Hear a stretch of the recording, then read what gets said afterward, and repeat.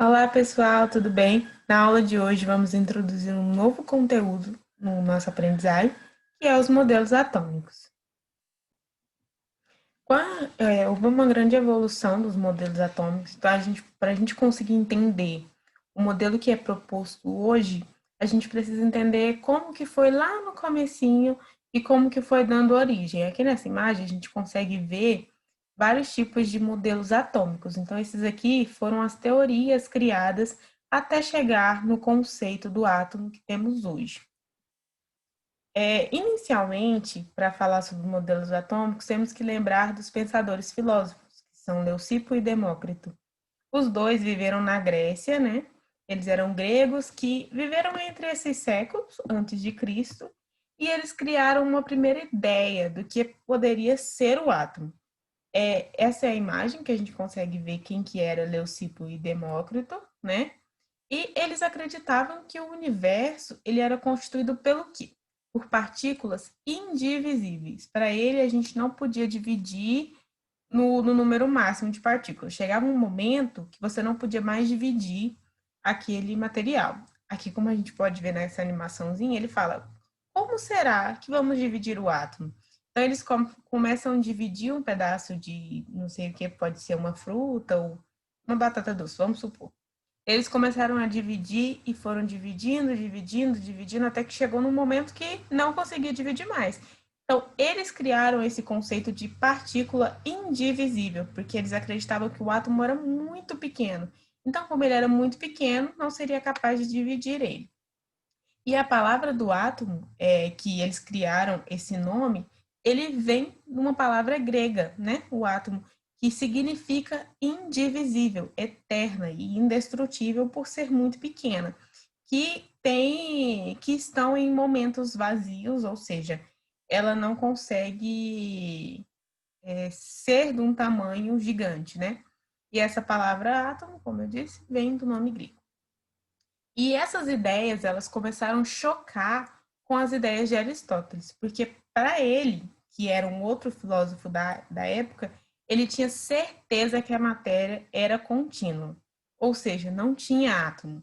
Então, a matéria girava em torno do centro, mas que não existia esse conceito de átomo. Então, ele pensava assim, se não existe conceito de átomo, como que eu vou ter partículas que são indivisíveis? E aí, essa concepção do Aristóteles começou a ser discutida e ela prevaleceu por 2000 anos. Até que depois desses 2000 anos, entrou a teoria que foi aceita de que sim, que o átomo existe. É, sei que pode pensar assim, esse cara era louco de falar essas coisas e depois essa teoria dele ser derrubada, mas não, gente. Naquela época era muito difícil ter a concepção das coisas, saber direitinho o que cada uma significava, porque a gente não tem as tecnologias que nós temos hoje. E Aristóteles, só para mostrar para vocês que ele era uma pessoa muito inteligente e que na época ele desenvolveu a teoria dos quatro elementos. Então, a partir dele, por exemplo, a teoria dos quatro elementos dizia o quê? Que a Terra possuía fogo, água, terra e ar. Tudo bem. Fogo, a gente via o fogo, né, sendo criado, a gente vê. A água, a gente também vê. A terra também. Só que o ar, você tem que ser uma pessoa muito inteligente para não ter recursos e descobrir que o ar existe. Então, ele criou esses quatro elementos. O primeiro modelo aceito foi o modelo de Dalton, que entre 1803 e 1808, John Dalton, que era o nome dele, ele elaborou esse modelo, que era uma estrutura da matéria dos fenômenos já identificados. Então, naquela época, se tinha muitos conceitos de elementos químicos em geral. Então, ele juntou esses conhecimentos de elemento para fazer o seu modelo atômico. Esse era John Dalton. E o modelo dele tinha base nas leis ponderais. Lembra que a gente estudou um pouquinho sobre isso, sobre lei de Lavoisier, da conservação da massa, que na natureza nada se perde, nada, tudo se transforma. Então ele se baseou o modelo atômico dele nessa lei de conservação de massa. E ele ainda propôs que a matéria era partículas diferentes, denominadas átomos. Então, como que a gente pode resumir esse modelo de Dalton? Toda matéria é formada por átomos, partículas esféricas, né, redondinhas, maciças, que seriam macias para ele, indivisíveis, por isso que ele começou a dividir, porque elas são maciças, mas chega um momento que você não consegue dividir mais. E indestrutíveis. Ele comparou o seu modelo atômico com uma bola de bilhar. Como a gente vê aqui, ó, deixa eu voltar rapidinho. Esse desenho aqui, ó, ele comparou o modelo dele a uma bola de bilhar, que seria mais ou menos assim.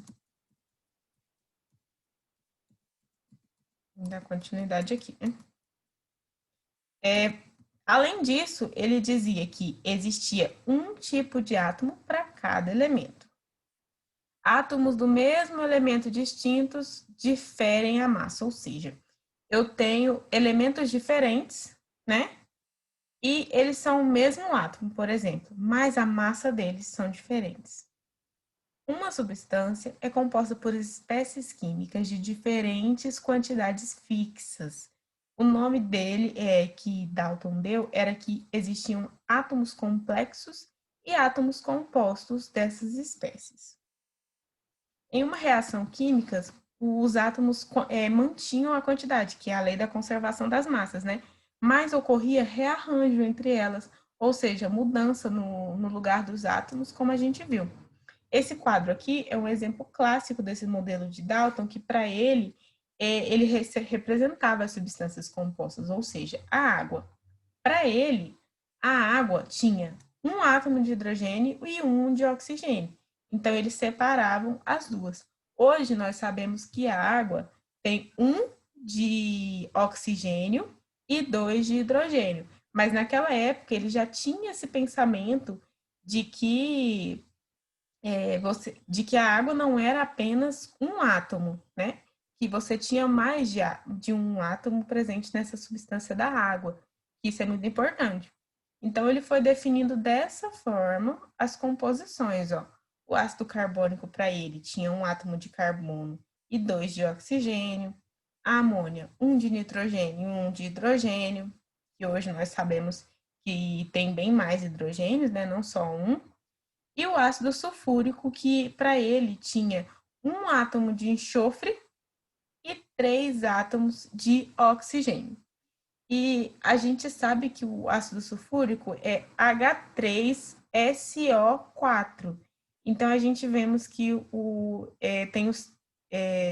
são 4 átomos de oxigênio, hidrogênio, né?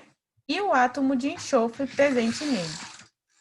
Então, assim, a gente finaliza essa primeira aula sobre modelos atômicos, e no próximo a gente vai dar continuidade sobre as falhas do modelo de Dalton e as novas descobertas sobre elétrons, nêutrons e prótons, que foi também descoberto nesse mesmo momento.